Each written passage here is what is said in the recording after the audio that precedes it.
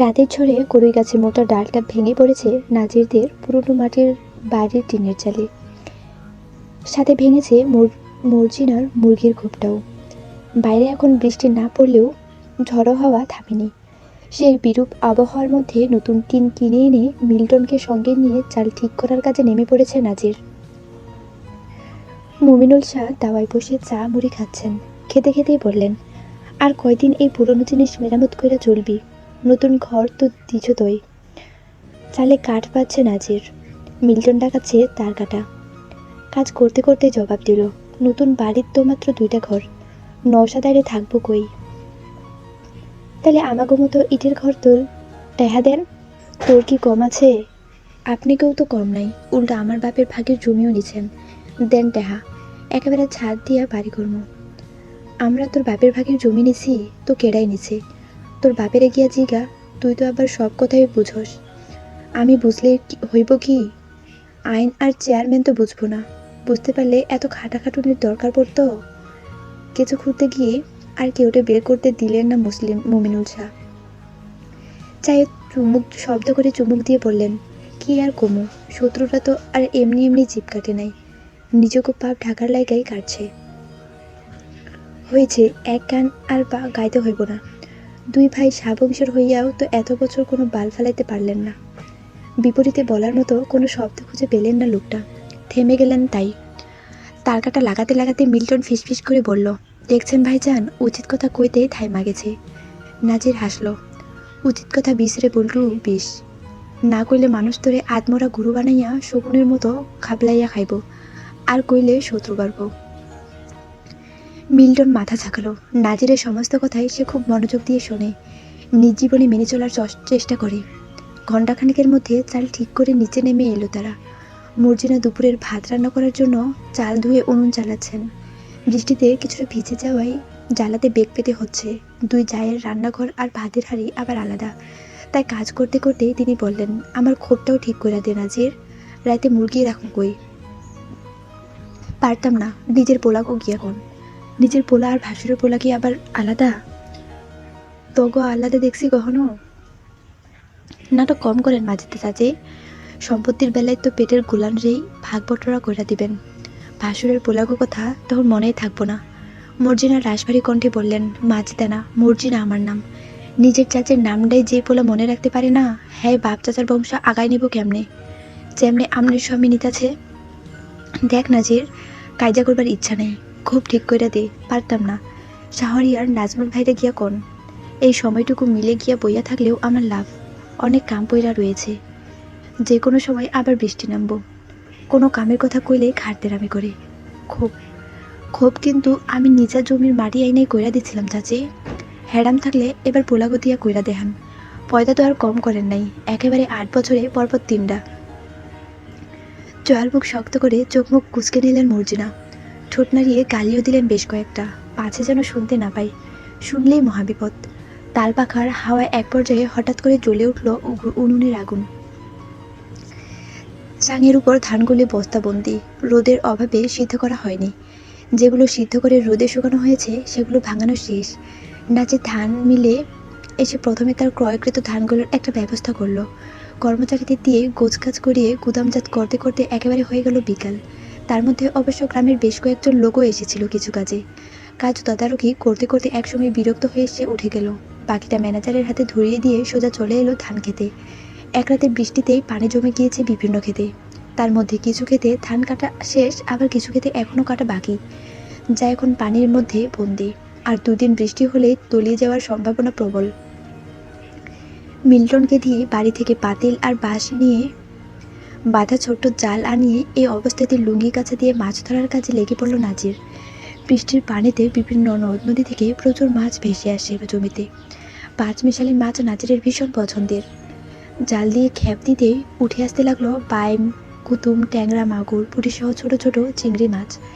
সেসব দেখে মিল্টনের আনন্দ যেন আর ধরে না। উৎফুল্ল হয়ে বলল, ভাইজান, পাতিল তো ভইরা গেছে, কস কি? নাজির ফিরে তাকালো মাছে কিলবিল করা পাতিলের দিকে, ফের জাল ফেললো হাঁটু পর্যন্ত পানিতে। আদেশের সুরে বলল, মতিন চাচার কলপার থাইকা চুপি চুপি বালতি নিয়ে আয়, মাছ আজ বেচে বড়লোক হইমু। আপনি তো বড়, এমনিতেই বড় লোক ভাইজান, পাম দিস না বললু, যা দৌড়া। মিল্টন দৌড়ালো। খেতে দাঁড়ালেই স্পষ্ট দেখা যায় মতিন মিয়ার চৌচালার বাড়িটা। কিছুটা উঁচু স্থানে, বন্যা থেকে বাঁচতে বছর 10 আগে বাড়িটা করা হয়েছে, তাই টিনের চালায় তেমনভাবে জং ধরেনি এখনো। রোদের ঝিলিকে মাঝে মাঝে চকচক করে উঠে চোখে লাগে। মাছ ধরতে ধরতে হঠাৎ জালে উঠে এলো একটি সাপ, মোটাসোটা ধূসর রঙের। ছবল দেওয়ার জন্য জিভ বের করতে নাজির শাহ শক্ত হাতে চেপে ধরল সাপের মাথা। এসবে তার ভয় নেই, লেজ ধরে শরীরে সর্বশক্তি লাগিয়ে আছড়ে আছড়ে কত সাপ যে সে মেরেছে। বনে বাদরে ঘুরে বেড়ানো বন্যপ্রাণী নাজির শাহ, এইসব ছোটোখাটো বিষয়ে ভয় পেলে চলে? মিল্টন বালতি এনে উঁচু স্থানে দাঁড়িয়ে আছে। সাপকে তেমন একটা ভয় না পেলেও সরাসরি এত বড় সাপ হাত দিয়ে ধরা তার পক্ষে অসম্ভব। দেখেই শরীরটা ভয়ে কেঁপে উঠল। গলা উঁচিয়ে বলল, হায় আল্লাহ, এত বড় সাপ, ছোবল দিব ভাইজান, লাড়ি আনি, মায়েরা ফেলান তাড়াতাড়ি। নাজির ঠোঁট বাঁকিয়ে হাসল, চোখে মুখে দুষ্টুমি খেলা করছে। বলল, তার নিকটীয় মানুষগুলোকে দেখা না কইরাই মাইরা ফেলমু? তুই জাল ফেল, পুরো বালতি মাছ দিয়া ভৈরা, তারপর বাড়ি আইবি, কইয়া দিলাম। আর বাতিলগুলোর অর্ধেক তোর মায়ের কাছ দিয়া, বাকি অর্ধেক আমার বড় চাচির কাছে পাঠাইয়া দিস। বলেই সে শরীর দুলিয়ে সাপের লেজ আর মাথা চেপে ধরে হাঁটা ধরল কোথাও। মাস্টার বাড়ির উঠানটা বেশ বড়, তবে বৃষ্টির পানিতে সেখানে চিকচিক করছে কাদা। পা দিলেই ভরে যাচ্ছে, দেবে যাচ্ছে মাটি। তাই ঘটক লাল মিয়াকে বসানো হয়েছে বাড়ির বিশাল বারান্দায়। বাড়ির বারান্দাটা বাড়ির মতোই গোলাকার, গ্রিল দিয়ে চারপাশ আটকানো, মাঝামাঝি বড় একটা ফটক, পেছনে অবশ্যই একটা আছে। পান চিবোতে চিবোতে লাল মিয়া ছাতায় ভর করে চারপাশে দেখছেন। ঠোঁট দুটো নামের মতো লাল হয়ে আছে তার। বাড়ির চৌকিদার জীর্ণতালি তাকে চা আর বিস্কুট খেতে দিয়ে গেল। এর কিছুক্ষণ পরে বাড়ির কর্তা আকবর মিয়া এসে বসলেন তার সম্মুখে। একে একে এলেন শহীদুন্নেছা এবং নজরুলও। কাশিম আলী বাড়িতে নেই, সকালে ছেলেদের নিয়ে ধান ভাঙতে গিয়েছেন। আকবর মিয়া বাড়তি কথা বললেন না, সোজা চলে গেলেন মূল প্রসঙ্গে। যেই কারণে তোমারে খবর দেওয়া হয়েছে, আমার নাতনির লাইগা ভালো ঘরের একটা শিক্ষিত পোলা লাগবো। নজরুল তো মনে হয় কইছেই সব। লাল মিয়া হাতে বিস্কুটটা আস্ত মুখে ঢুকিয়ে ছোলা থেকে ছবি বের করলেন কয়েকটা, এগিয়ে দিয়ে বললেন, কইছে। সে অনুযায়ী খোঁজাখুঁজি কইরা এ পোলাকুর সন্ধান পাইছি। আকবর মিয়া ছবিগুলো ধরলেন না, সিদ্ধান্ত ছেড়ে দিলেন পুত্র নজরুলের উপর। নজরুল আলম ছবিগুলো একটা একটা করে দেখছেন আর ঘটকের উদ্দেশ্যে প্রশ্ন ছুড়ছেন। কে কি করে, পরিচয় কি, বাড়ি কই। প্রথম ছবির পোলার নাম শামসুল, বাড়ি শহরে, বোন আছে 4টা, তবে সবাই থাকে নিজেকে শ্বশুর বাড়ি। বাপ মায়ের একমাত্র পোলা, পৌরসভায় চাকরি করে, 3 জনের সংসার তাগো। সৈদুন্নেছা ছবিটা পুত্রের হাত থেকে নিয়ে নিলেন নিজের হাতে, গম্ভীর কণ্ঠে বলেন, এরা বাতিল। নজরুল জিজ্ঞেস করলেন, কেন ছোট আম্মা? পোলা তো খারাপ না, একদিন আসুক দেখি। তুই বেড়া মানুষ, বুঝবি না। বাপ মায়ের একমাত্র পোলা, বইনকেও একমাত্র ভাই, তাই হ্যাগো আশা বেশি। ওই বাড়িত মাইয়া দেওয়ান যাইব না। কি যে কন্যা চাচি, বইনরা নিজেকে সংসারে ব্যস্ত, হেগো পোলা পাইনও আছে। লাল মিয়া বললেন, আমারে শিখাইও না লাল মিয়া, এমন বহু দেখছি আমি, নিজের সংসার রাইখা ভাইয়ের সংসারে মাতবরি করে। আমার নাতনির সংসারের কুটকাচালি বোঝে না। নজরুল আলম মেনে নিলেন মায়ের কথা। বৃদ্ধ সম্পর্কে নজরুল আর কাশেমের সৎ মা, তাদের মা বহু বছর আগেই মারা গিয়েছেন। তারপর আকবর মিয়া বিয়ে করে তুলে আনলেন তালাকপ্রাপ্ত বন্ধা শহীদুন্নেছাকে। প্রথম ছেলেমেয়েরা তাকে মা হিসেবে না মেনে নিলেও তার আচার ব্যবহার, নমনীয়তা আর সংসারটাকে আগলে রাখার ধরন দেখে একসময় ঠিক হয়ে মেনে নিয়েছিল। সম্পর্ক এখন এমন হয়েছে যে কেউ বুঝতেই পারে না তারা যে সৎ মা ছেলে। পরের ছবিগুলো দেখে একই প্রশ্ন জিজ্ঞেস করলেন নজরুল আলম। লাল মিয়া একে একে উত্তর দিলেন। 2 নম্বরটার নাম রেজওয়ান, পুলিশের চাকরি করে, 3 ভাই কিন্তু বোন নাই। 3 নম্বরটা বকুল, পোস্ট অফিসের বড় সরকারি অফিসার, বাপ নাই। 2 ভাই 1 বোন, তবে বোন থাকে জামাইয়ের লোকে বগুড়া। ভাইয়ের সংসার আলাদা, হ্যাঁ ছোড়ো পোলা, মাই হের লোকেই থাহে। আমারে কইল একটা ভালো দেখা সংসারে মাইয়া খোঁজা দিতে। তখনই আমাকে ফাহমেদার কথা মনে পড়ল। 4 নম্বরটা মাহমুদ, হের বাড়ি আবার আমাকে পাশের ইউনিয়নে, স্কুলের অঙ্কের মাস্টার। বাপ মা ভাই লইয়া 51 গৃহস্থ পরিবার, জায়গা জমির কোনো অভাব নাই।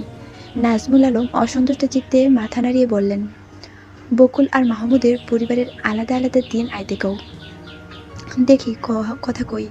তারপর যারে বেশি ভালো লাগবো তার লগে না হই শুভকাম সম্পন্ন হইব। 5 নাম্বারটাও হলেন, ওইটার নাম কাজল, পেশায় মস্ত বড় ডাক্তার, এলাকায় এক নামে সবাই চিনে। আকবর মিয়া হাস্যোজ্জ্বল মুখে জিজ্ঞেস করলেন, কিসের ডাক্তার? পশুর ডাক্তার। এলাকার সব গরু ছাগলের চিকিৎসা হ্যাঁই করে, রোজগার ভালো। শৈতুন্নেছা মুখ বাঁকিয়ে অসন্তুষ্ট কণ্ঠে বললেন, কি পশুর ডাক্তার? ভাবলা কেমনে আমার নাতনির এমন এক পোলার লগে বিয়া দিমু? নামটাও তো মায়াগো। ভরকে গেলেন ঘটক লাল মিয়া। ঘন ঘন মাথা নাড়িয়ে প্রসঙ্গ বদলাতে চাইলেন। মিস্ত্রি আর পলি জানালার উঁকি দিয়ে তাদের দেখছে আর সমস্ত কথা শুনছে। পলি ফিসফিস করে বলল, দেখছ, পানের লগে বেটা আবার বিস্কুটও খাই। অবাক হওয়ার কিছু নেই, আমাদের দাদিও খাই। তোমার কি মনে হয় ফাহমিদার লগে কারে বেশি বানাইব? পশুর ডাক্তার রে। ফিক করে হেসে দিল পলি। মিস্ত্রি দ্রুত তার মুখ চেপে ধরে টেনে আনলো জানালার কাছ থেকে। স্বর নিচু করে বলল, বড় ভাইয়ের ধমক খেতে মন চাচ্ছে, জোরে হাসো কেন? তোমার ভাই একটা রাক্ষস, এমনিতে খালি ধমকাই। আব্বাই যে কেন এমন এক বেটার লোকে বিয়া দিল, সামলাইতেই পারি না। কথা বলবো ভাইয়ের সঙ্গে, বলবো অন্য জায়গায় তোমারে বিয়ে দিতে। হায় আল্লাহ, মাইয়া কি কয়? এমনি ভাইয়ের সংসার ভাঙতে চাও? তুমি তো বললে আমার ভাই রাক্ষস। ভুল কি কইছি? তালে বাড়িতে এসে বারান্দা থেকে গামছাটা নিয়ে কলপার থেকে গোসল সেরে ঘরের সামনে এসে সবে দাঁড়িয়েছে। স্ত্রী আর বোনের শেষ কথাটা শুনে তার ভ্রু কুঁচকে গেল। পর্দা সরিয়ে গম্ভীর কণ্ঠে বলল, ক্যারে রাক্ষস? আমি? ননদ ভাবি দুজনে লাফিয়ে উঠল ভয়ে। মিস্ত্রি তার বাহুতে খোঁচা মেরে দৌড়ে ভাইকে পাশ কাটিয়ে চলে যেতে যেতে বলল, আমি না, ভাবি বলেছে। পলির বুকটা ধক করে উঠল। শাড়ির আঁচল মুঠোয় নিয়ে পালানোর পথ খুঁজল, কিন্তু যাওয়ার আগে তাকে খপ করে ধরে ফেলল তালেব। ভেজা চুলের পানি তার দিকে ছিটিয়ে দিয়ে বলল, রাইটটা আইতে দাও, রাক্ষস কারে কয়ে বুঝামো। পলি ধপ করে বসে পড়ল বিছানায়। আজ রাতে আর ঘরে যাওয়া যাবে না, কিছুতেই না। দুপুরে রান্নাবান্না খাওয়া দাওয়া শেষে বাড়ির নারীরা বিকেলে বারান্দায় বসে গল্প করছে। শামিউলের বউ বিথি নিজের 3.5 বছরের ছেলে আবদুল্লাহর পিছনে ভাত নিয়ে ছুটছে। নাজির বাড়ির ভেতরে প্রবেশ করলো। তাদের বাড়ির চারদিকে জুড়ে ইটের প্রাচীর তোলা। প্রতিবেশীর সঙ্গে মুরগি আর ছাগল নিয়ে চুলাচুলির মতো ঝগড়া হওয়ায় আমিরুল শাহ তার পরের দিনই কাজটা করেছিল। নাজিরকে দেখে আবদুল্লাহ থেমে দাঁড়ালো। হেসে এগিয়ে এসে ডাকলো, নাতি দাদা। নাজির ধমকালো, পুষ্কুনিতে নিয়ে চুবা মুতরে। নামের পিন্ডি চটকাস কেন, গোলামের পুত? তোর মায় তোরা কিছু শেখায় না? বিথিও ছেলের পিছু পিছু এসে দাঁড়িয়েছে। চোখ তুলে নাজিরের দিকে তাকাতেই দেখতে পেল ঘাড়ে বিশাল বড় একটা সাপ ঝুলছে। তৎক্ষণাৎ হাত থেকে বাংলা ঝোলের মতো ভাতের থালাটা পড়ে গেল মাটিতে। দেহ সর্বশক্তি দিয়ে সে চেঁচিয়ে উঠল, হাপ হাপ। নাজিরের মুখ বেজার হলো। শাসন করার ভঙ্গিতে বলল, চিল্লায়েন না তো ভাবি, হাপ আবার কি? এরা হলো আমনের চাচাতো নানা শ্বশুর। বহুদিন পর দেখা পাইছি, তাই বাড়ি লইয়া আইলাম দাওয়াত খাওয়াইতে। তা হের মাইয়াটা কই, ডাকেন। বাপেরে দেখলে খুশি হইব। সে কথা বিধির শ্রবণালীতে পৌঁছালো না। ছেলেকে রেখে সে দৌড়ালো ঘরে। নাজিরের মুখ ভার করে ভাতিজার দিকে তাকিয়ে বলল, নিজে বাঁচলে বাপের নাম। প্রবাদটা সত্য প্রমাণ হইয়া গেল। দেখ, তোর মায়ের তোরে রেখে পালাইছে। আবদুল্লাহ কি বুঝলো কে জানে, শুধু হাসলো। বিধির চিৎকারে বারান্দা থেকে উঠে এসেছে মর্জিনা। এই ছেড়ি আবার চিল্লান মারলো কেন? কর্কশ কণ্ঠে কথাটা বলতে বলতে সামনে তাকাতেই তিনিও লাফিয়ে উঠলেন। নাজির খুশি হলো। এগোতে এগোতে বলল, আমনের আব্বারে লইয়া আইলাম চাচি, নেন ধরেন। ও মাগো, এটা কি? ও বুবু গো। হায় আল্লাহ, চিনতে পারতাছেন না? আমনের আব্বা, হারামজাদা, থাপড়ামো ধরে। মার মার, নাজমুল, ও নাজমুল।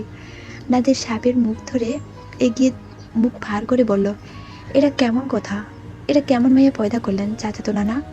মাইয়া তো আমনের চিনেই না। বলতে বলতে সে এগিয়ে গেল মর্জিনার দিকে। মর্জিনা ভয় পেল। নাজিরকে তিনি একদম বিশ্বাস করেন না। তাদের বনেও না তেমন। সারাক্ষণ দুটোতে শত্রুর মতো ঠুকরাঠুকরি করে। তার উপর সাপকে ভীষণ ভয় পায় ভদ্রমহিলা। তাই 2 হাতে শাড়ি ধরে তিনি ছুটতে ছুটতে একবার এই মাথা তো আরেকবার ওই মাথা দৌড়াচ্ছেন। নাজিরও তার পিছু পিছু ছুটছে আর বলছে, এমনি দৌড় দিয়েন না প্রাণের চাচি, বাপটারে ধরেন, দুধ খাওয়াইতে দেন। সকাল থেকে আর না খাওয়া। দূর হ নাজির, দূর হ। এটা আমার বাপ না, ও শাহরিয়ার রে। দেখ, নাজির পাগল হইয়া গেছে, তোর মায়েরা ফেলতে চাইতাছে। ছি ছি, কি কোন প্রাণের চাচি? আপনি মইরা গেলে আমি কি নিয়ে বাঁচমু? চিৎকার চেঁচামেচিতে ফরিদা উঠে এলেন। তিনি ঘরে ছিলেন এতক্ষণ। দুজনের কাণ্ড দেখে থমকালেন। এই নাজির, এগুলো কি শুরু করছস? এটা তো তারাই সাপ, ছবল দিব। মারে এরা। দেহ বাবু দেহ, আমার পিছনে কেমনে লাগছে। দৌড়াতে দৌড়াতে ফরিদার পিছনে গিয়ে লুকিয়ে পড়লেন মর্জিনা। ভয়ের চোটে কাঁদছেন তিনি। নাজির আর এগুলো না সামনে। শাহবাড়িতে ভেতরে একমাত্র ফরিদাকেই সে মান্য করে চলে।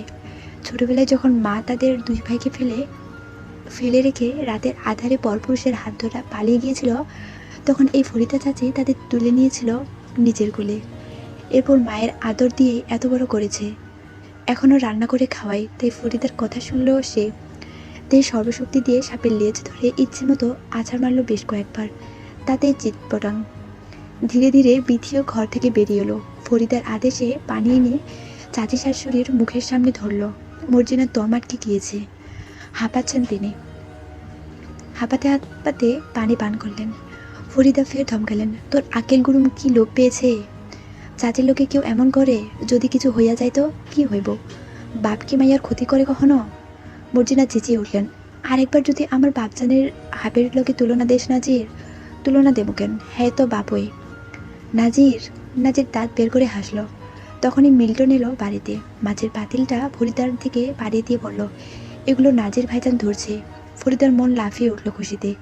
পাঁচ মেশালি মাছ তারও ভীষণ পছন্দের। নাজির গল্পার যেতে যেতে বলল, রাইতে মাছ দিয়া ভাত খামো কিন্তু চাচি, বেশি বেশি পেঁয়াজ দিয়া ভাজা ভাজা কইরা ফেলবেন। ফরিদা সায় জানিয়ে বাটি নিয়ে চলে গেলেন রান্নাঘরের দিকে। মর্জিনা চলে গেলেন, মাথাটা ঘুরছে তার।